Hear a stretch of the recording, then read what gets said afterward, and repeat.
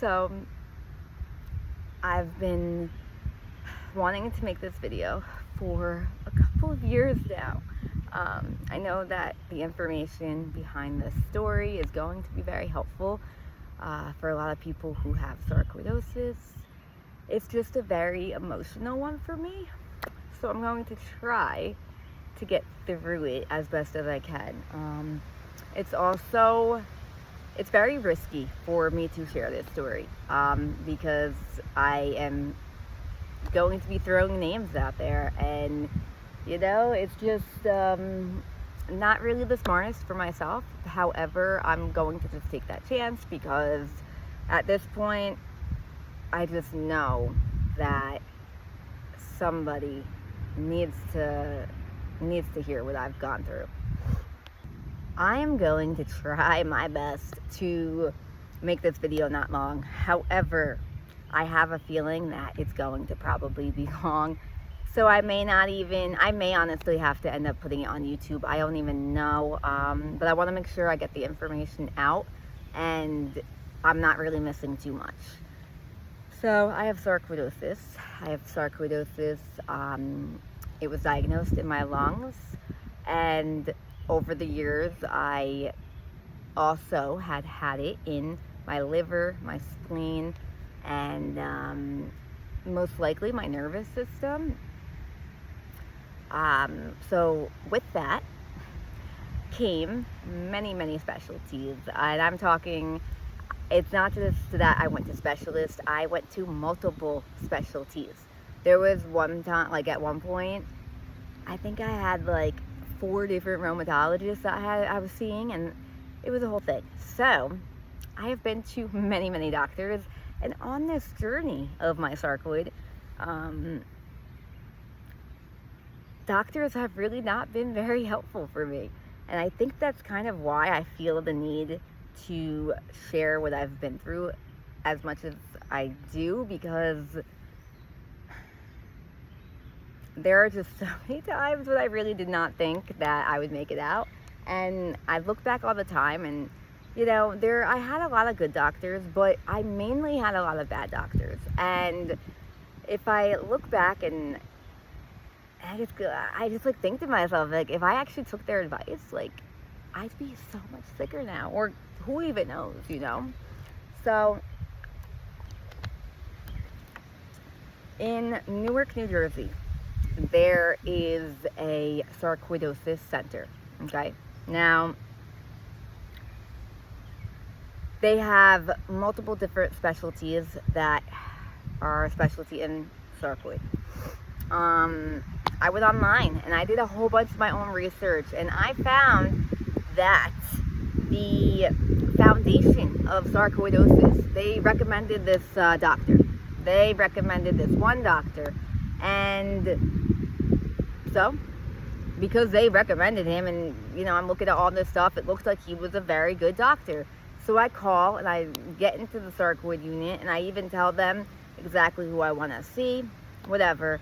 It ended up, I didn't get in. I had to wait probably 7 to 8 months for that appointment, as it is.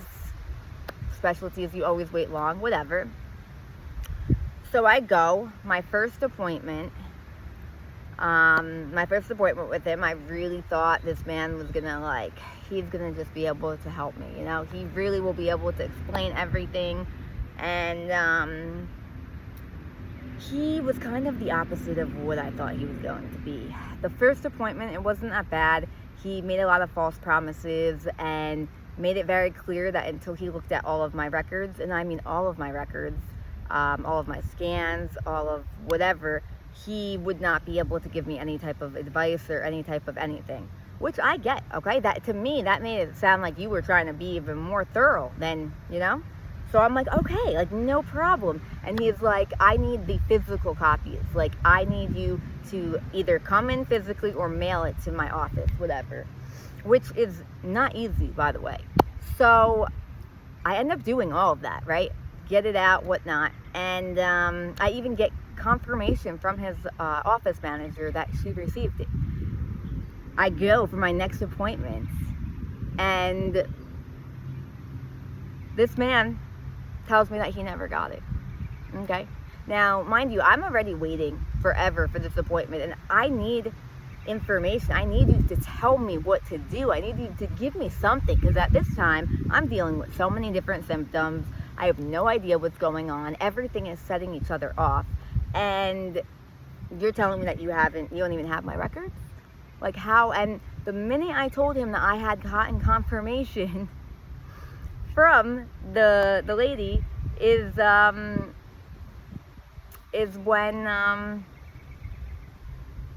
when all of a sudden, there it is, he sees it.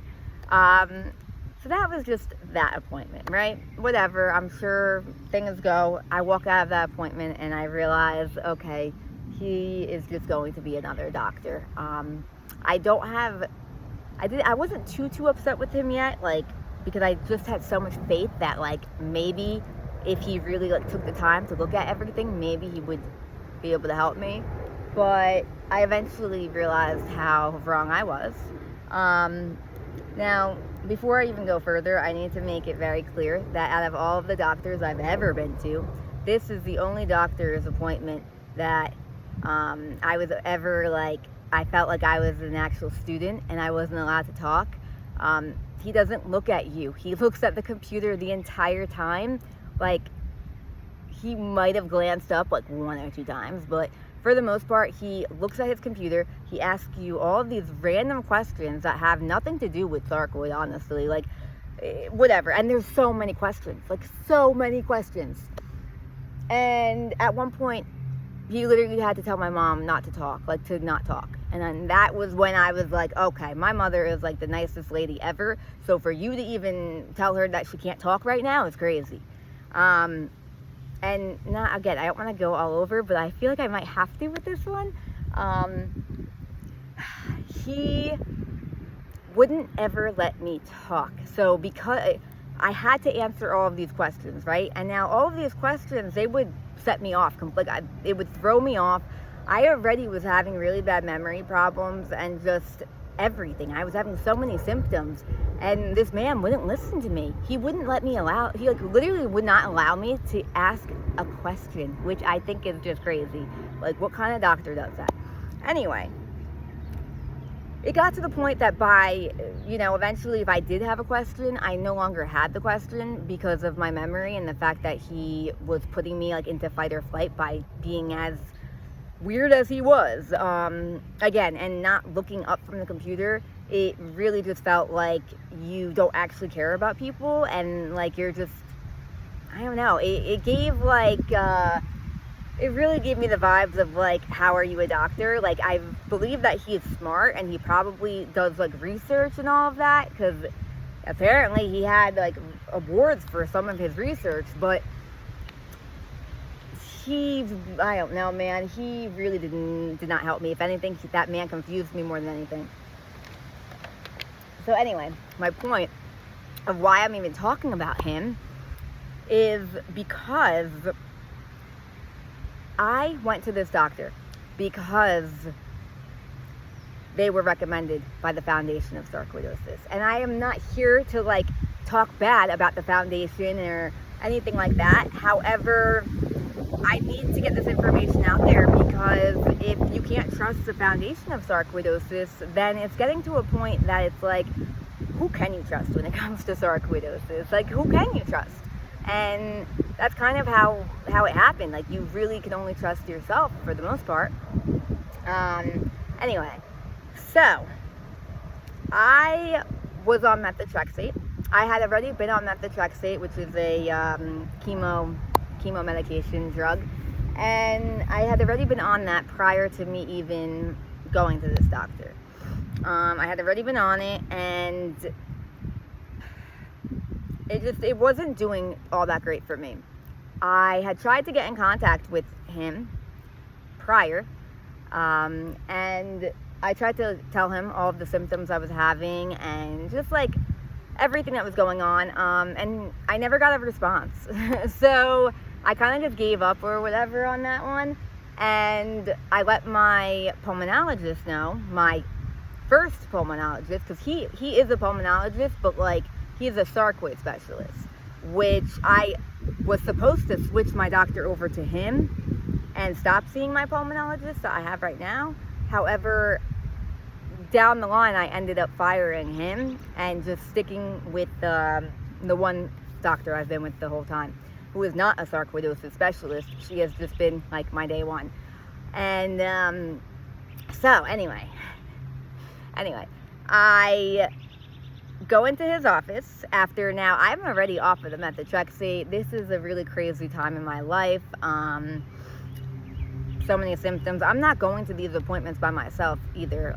Although there was one appointment that I did go to by myself, which was really, really weird. And I need to bring this up because it's not only the doctor I want to talk about, it's also the sarcoidosis clinic in general. But I don't want to, I feel like I'm going all over the place. But basically, I let him know, I informed him when I first went into the office that I am no longer taking the methotrexate.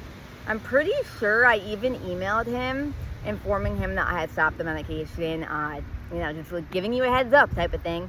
Because normally you need to get permission to just stop something like that. But he wasn't responding, and I was having so many symptoms that finally I emailed my pulmonologist, and I just told her. I was like, I'm having too many symptoms, I'm done, I'm trying to do it on my own. I have all the tools, I feel like I could do it, and if I can't, then I guess I go back on it, but it's just not worth it. And she was with me. She's had my back this whole time. So anyway, go in, I let him know I'm no longer on it, and he, I guess, ignores what I'm saying, because this is what I'm saying. I bring it up, doesn't really say too much. He did confirm, that I was off of it, which is how I know he heard what I was saying. But then he's going into all of his questions again, family history, which, if the fact that you're doing it every time is kind of weird, but whatever, you have protocol. And again, with him not allowing me to ever talk, but eventually he comes up to a question about the medications or something, and that's when he's like, oh yeah, well, methotrexate is a very, very hard drug, and you need to make sure that, going on to all of this stuff. And I look at him and I'm like, I literally just told you I'm not on it. So what? And then that is when everything kind of just went downhill, and it became, he just started to make it seem like, well, if you're just gonna do your own thing type of thing, then why am I even your doctor type of, you know what I mean? Giving me that vibe. So that was my last appointment with him. I couldn't do it. You can't even acknowledge, you acknowledge that I'm not on it, but then you don't even realize what I just said. So you were never listening to me. And the thing is, he never looks up. And if he does look up, it's real quick. And he has to be on the computer. And I'm not trying to sit here and talk shit about a doctor, because I do kind of feel bad, because maybe he just doesn't have good people skills. I don't know, but I just don't think you're in the right job at that point. Hey, maybe I just have really bad experience with him. Maybe he's only good for people who don't know that they have sarcoidosis, these are all the things I'm thinking, because I'm like, this guy has good reviews. Why is it that I don't know. Because the thing is, in that same appointment, we were talking about some of my symptoms, and one of my biggest symptoms has always been my right side, my rib cage, my pain. And he went on to tell me that it had nothing to do with my sarcoidosis, that he's never had a patient that has ever had that pain, very dramatically, making it very, very obvious that, oh, it can't be sarcoid. It can't be. He literally kept saying that, and I just think it's crazy going on, over the years, all the other info I ended up finding out about my disease, it's crazy that this guy is in a sarcoid clinic. How are you in a sarcoid clinic? I just don't understand. It was also later confirmed by other doctors that you can indeed have this pain from sarcoidosis, especially when you have lesions all over your liver and stuff, and your whatever. I even had another sarcoidosis doctor confirm that it was possible that this is from my sarcoidosis. So again, this is not just okay, whatever. This man went on to tell me that I needed to find a fibromyalgia specialist. Okay, this is what he tells me. I have to find a specialist for that. There is no such thing, okay? There's no such, I looked. There is no such thing as a fibro specialist. Like, that's not a doctor. So, needless to say, I clearly never went back to him. I called the office. I even let the office manager know, because she was very helpful with a lot of different things for me. And like getting my records and all of that. So she was very nice, and I just needed to let her know, like, hey, I'm letting you know, like, I'm not trying to make another appointment. And then she was like, oh my gosh, like, why? And I told her what happened, and honestly, she agreed with me. She literally agreed with me. She's like, I don't blame you. And so, yeah, and I'm not gonna, she said some other things, I'm not gonna, like, blow her spot up. My point behind this whole video, and I'm gonna still get into, like, the sarcoid unit, is that we are believed that these sarcoidosis doctors are qualified and they know everything that there is to know about sarcoidosis. But honestly, I found more of my information off of doctors who were not in that clinic. And I kind of feel like I've actually had more problems than help from the entire clinic. So it's at University, is it University? Yeah, I think it's University. So it's at University Hospital in Newark, and I technically have multiple doctors in that unit. Now the cleanliness is what I need to talk about, and I know I'm already at like 1,000,000 minutes right now. However, I don't know, it's just so important, I have to talk about it, and I want to make like a whole nother video on it. So sarcoid clinic, you also have other things there. Like, it's not only sarcoidosis. It's a whole bunch of other things. And now, mind you, I have, over the last few years, I have been in so many different hospitals, doctors, medical fields, testing centers, anything you can think of, I have been there. And I have experienced it, and I have, yeah. So, I feel very qualified when I say this information that the cleanliness of that facility is so filthy that I constantly kept getting sick. And I don't know, like, what the problem is. Like, I really don't know, because it's not like it was only in like one little office. Like, there's multiple doctors there, and it's literally on every floor. Like, it's terrible. You go into the waiting room, like, where, you know, like in the waiting room, and you look at the seats, and you can tell that they need to be wiped. Like, you can tell, like, you can tell that how dirty it is. And it's just so filthy that I'm not even, like, again, I'm not trying to bring this place down, but I have to, because I hope that one day they can change things.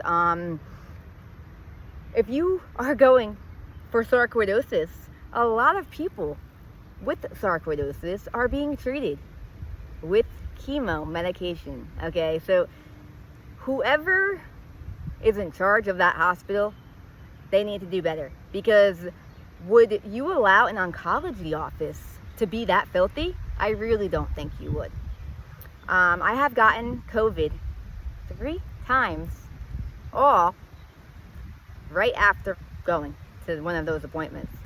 It got to the point that I started getting scared to go to appointments, because I didn't want to go home and be sicker and leave with like bad information, like with them doing nothing anyway. So, and anytime that, like, I've addressed it to people before, and they would say that they would get it, or, you know, they would just look at it and they'd be like, making it like they're very, like, short-staffed or something. I don't know. If it was like a one-time thing, then yeah, I totally get it. But this was every time I was coming there. And in that one office, that's where my rheumatologist was as well.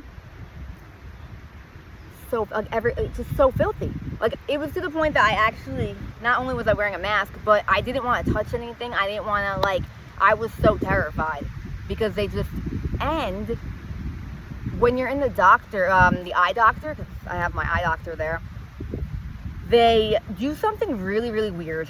And I don't know, maybe other eye doctors do it. Maybe it's like for, I don't know, maybe it's to help them, probably. But they do this thing where they play musical chairs and they keep making you change where you're sitting and the rooms that you're in.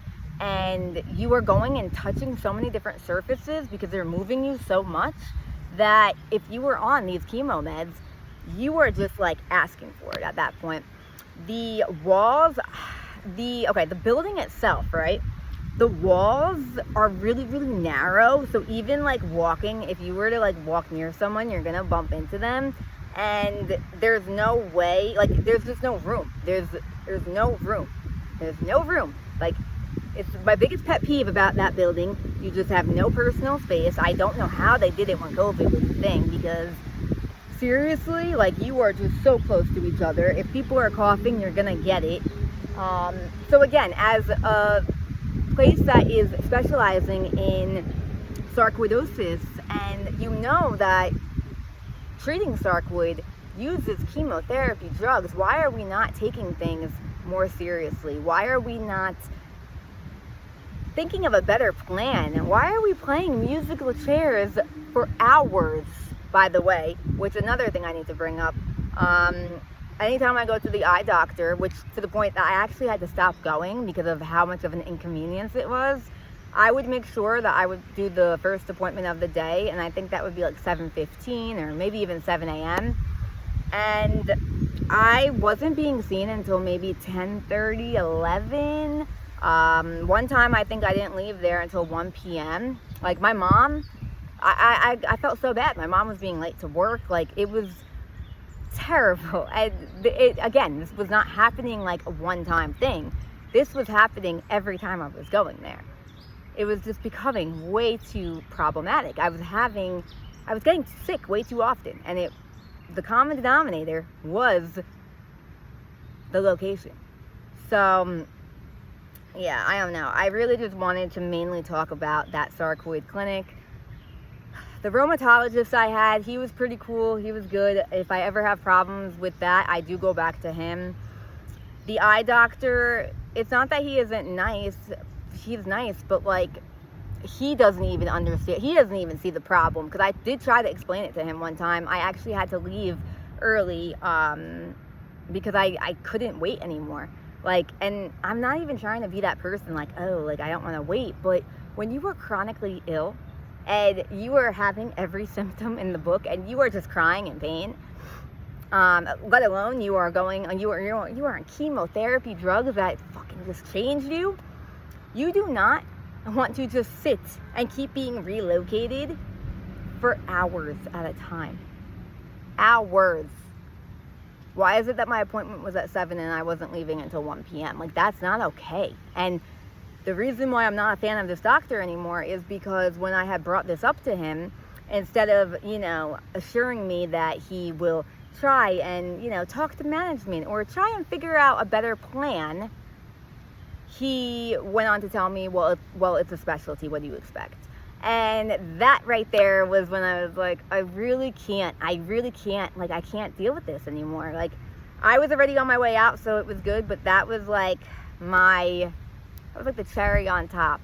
I'm not trying to be a problematic person, but you can't be that cruel and think that it's okay. It's not okay to have 10 people with the same exact appointment time, with the same exact, with the same doctor. How is that right? You know what I mean? So this is where things need to change. The system needs to change. I understand wanting to get in as many people as you can, especially if it's if it is a specialty. However, if it's going in the long run, it's becoming more of a problem for other people. So if you can't give proper care because you're rushing to get to all of these people, who is that really helping? Like, nobody. It's not helping anyone. Okay. I'm really proud of myself because I did not break down even talking about this. So I guess that means that I'm beginning to, like, heal from it. I don't know. I was, like, really traumatized by a lot of other things. There are so many other stories that I am not bringing into this. I feel like when it comes to the sarcoid clinic, these are like the most important things to talk about. I also will just add in there, I went to an appointment. It was the only time I think I drove myself, so it was really difficult for me to get there. But my parents were already missing enough, and like I can't keep asking them. You know what I mean? It was one of those situations I had to get myself. And so I go there. I'm in this office, the one that I said I keep getting COVID at. I'm waiting, and like 45 minutes go by, still waiting. At this point, my appointment time is already gone, and I'm always early, mind you. So finally, I get called. And when I go into the office with the doctor, he comes in and he goes, "I was just about to cancel on you." And I was like, "What do you mean?" And he's like, "Yeah, well, apparently you've been waiting in that waiting room and nobody ever told me." He was like, "Nobody ever told me," and da da da da da. And he was like, and because I think at one point before they called my name, it was taking so long, so I did go up just to check like how much longer it was going to be, because if it was going to be too much longer, I was going to just cancel my appointment because I can't wait that long. So then probably like 3 minutes later, I think I got a call for me to go in. And, you know, again, that's when he ends up telling me the whole story about how people didn't even know I was here. Like, they were telling them the wrong information. So the communication through everyone in the whole building there, that needs to be improved, because not only was my time wasted, his time was wasted, and then my appointment was shit because it now backed him up, and now he's low-key mad at me for something I didn't even do. So yeah, there's that. So yeah, overall, I don't think I ever had a good experience from this hospital. I'm really taking a chance with even sharing this story, because I don't know if I'm ever going to need a doctor in that clinic. I probably won't, because I don't really even think I'd ever go back there. But I do have to be careful. So I didn't want to like go too hard. I also am on the fence about telling you which doctor it is. I'm like scared, because he's like pretty high up there, and but like I'm not trying to ruin his career either. Like I'm sure he's a good doctor. Like I said, maybe he really is just better with people who don't know if they have sarcoid, and you know, he is like that clarifier. Either way, he's not good with people, so I will continue to say. He does not make you feel like you're being seen. He is the reason why I have some trauma, some like medical trauma. It's 100% because of him. And I'm trying to think if he's ever done anything good. I think one time he sent me to the hospital because I was having problems, so I guess he was okay that one time. Like, but that was probably about it. Like, that was like the only time that he was kind of helpful. But my other doctor sent me to the hospital too, so like, you know, it like wasn't that helpful. I don't know. I'm so scared to say the name, but I think I'm just gonna have to, because is it really helping anyone if I don't even tell you who it is? Probably not. So University Hospital, there is a doctor. He goes by Andrew Berman. He is a pulmonologist, and I believe he may be a and I think he's a cardiologist as well, if I'm not mistaken. And yeah, look, if you don't know if you have sarcoid, then yeah, maybe he'll help you. But if you're looking for someone that's going to give you a good treatment plan, give you good advice, I don't know, like, you're not going to find that with him. You're honestly just going to put yourself through more problems, because he, like I said, all he does is just ask pointless questions that have nothing to do with anything. He doesn't allow you to talk or ask any questions, and if he does, he makes you wait until the very, very end. By then, you already forget all the questions that you have. Luckily, I did sometimes write it down, so that had helped, but even then, he's not very inviting. Like, he doesn't make you feel like you could be there. He makes you feel very like rushed and like it's time to get out. What else? I'm just trying to think. The only positive thing I will say is he did tell me about using contrast when looking for sarcoidosis. I did not know this beforehand. I also don't know if I fully believe that, because my doctor has seen sarcoid on scans without contrast. So again, I don't really know how I feel about that one, but I guess that's like the only positive thing I could say about him. And I am at 30 minutes. Oh my gosh. Okay, I'm at 30 minutes. I think I'm gonna probably post this to social media if it allows me to. And then I may eventually do a YouTube just of like general stories I have, so people can avoid doing them themselves. Because I had a lot of trial and error, like a lot. But again, I don't want this video to like scare anyone into going to a sarcoidosis clinic. I just want to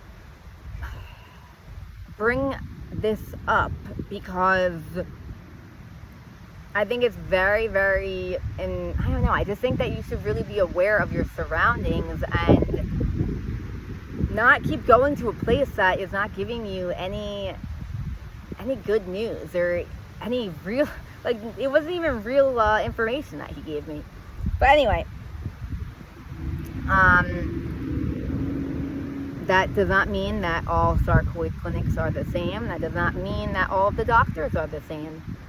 Maybe I just got kind of unlucky with some of the doctors that I've had, but I do want to just make it known that if you are on methotrexate, any type of chemotherapy medication, even you really, like, at first doctors didn't tell me that I shouldn't go near people or really go out and do too much, and I really wish that I did, because I would have moved differently. I mean, not that I was going anywhere anyway, because I physically couldn't. However, I think I would have been way more mindful when I went to doctor's offices and different appointments. I think I would have been able to really stick up for myself more. And yeah, I hate that I did not know. And I know that, like, you think of chemo and you're like, oh, like, I feel like everyone knows that, but for me, it was different. I was going through it, and I didn't even know I was going through it. Like, I didn't even know it was chemo until, I don't know, maybe like 2 months in. And, you know, then I'm looking up these different symptoms, and it's like, yeah. So don't think that your doctor is going to tell you every little detail, okay? And, oh, and especially, never mind, I talked about it already. I was just going to say folic acid with methotrexate, but I have another video talking about that, so I'm not going to get into it. But yeah, just be really mindful if you are on that medication, with your surroundings, what you're touching, even like the foods that you're eating. It's really just going to affect everything. And yeah, I think that's all I have about that story. Again, no hate on this doctor. I just think that he wasn't the doctor for me. That doesn't mean that he's not helping other people. And that doesn't mean that he has good intentions.